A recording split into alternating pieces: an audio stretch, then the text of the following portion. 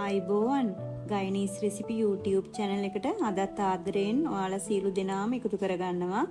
අද අපි රසම රස දෙල් මාළුවක් මගේ විදිහට හදාගන්නේ කොහොමද කියලා බලමු. අද මම මේ වගේ හොඳට පැහුණු දෙල් ගෙඩියක් තෝරගත්තා. ඊට පස්සේ මේ විදිහට කෑලි වලට කපා ගමු.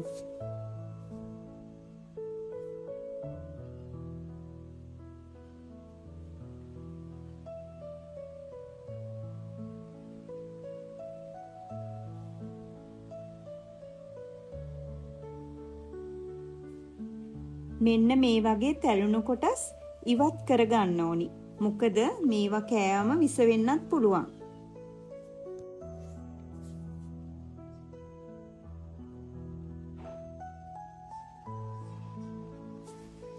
ඉතින් මේ වෙලාවේ මම පොතු ඇරගෙන කෑලි වලට කපලා වතුර භාජනයකට එකතු කරගෙනයි තියෙන්නේ.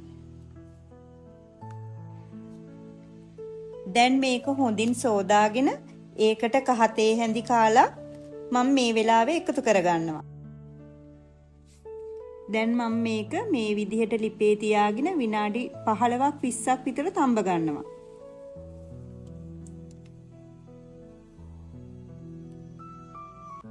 මේ තියෙන්නේ හරියටම විනාඩි 15කට පස්සේ.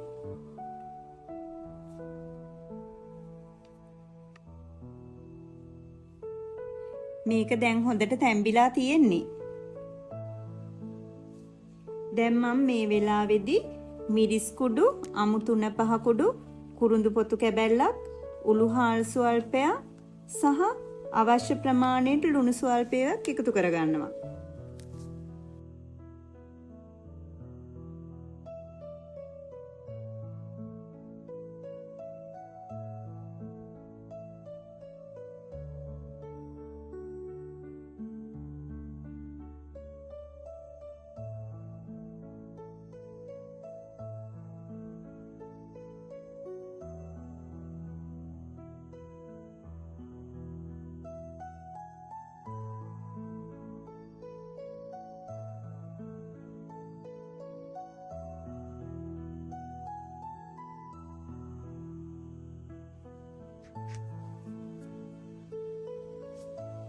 ඊළඟට මම මුලින්ම ලෑස්ති කරගත් ලූණු, සුදු ලූණු, රම්පේ කරපිංච, අවු මිරිස් එකතු කරගන්නවා.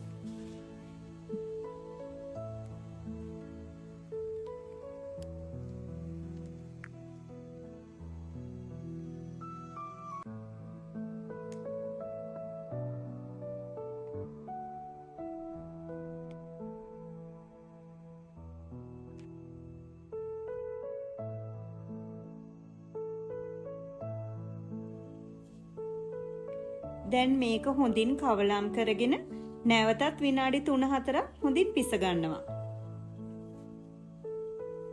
දැන් අපේ දෙල් මාළුව හොඳට තැම්බිලා තියෙන්නේ. දැන් අපි මේ වෙලාවේදී උකු පොල් කිරි එකතු කරගමු.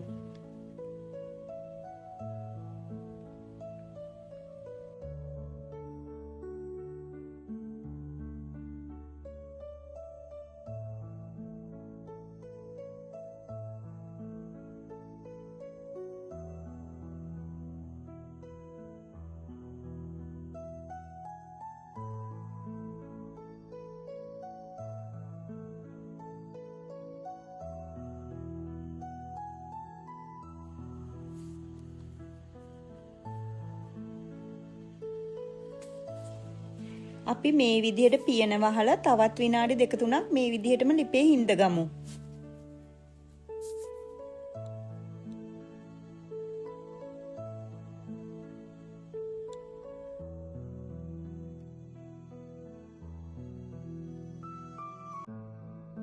දැන් මේ තියෙන්නේ අපේ ලෑස්ති කරගත්තු දෙල් මාළුව. දැන් මම ලිප ඕෆ් කරගෙන මුරුංගා කොළ ටිකක් එකතු කරගත්තා. මේ වෙලාවේදී කියන්න ඕනි මුරුංගා කොළ වලින් දෙල් වල උෂ්ණ ගතිය අඩු වෙනවා.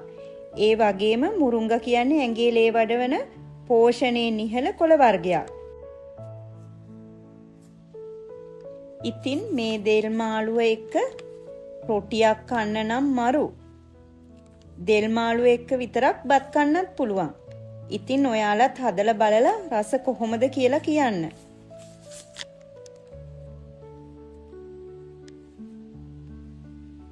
ඒ වගේම channel එකත් subscribe කරලා like එකක් දාගෙන යන්න. එහෙනම් තවත් රෙසිපි එකකින් හමු වෙමු. Bye.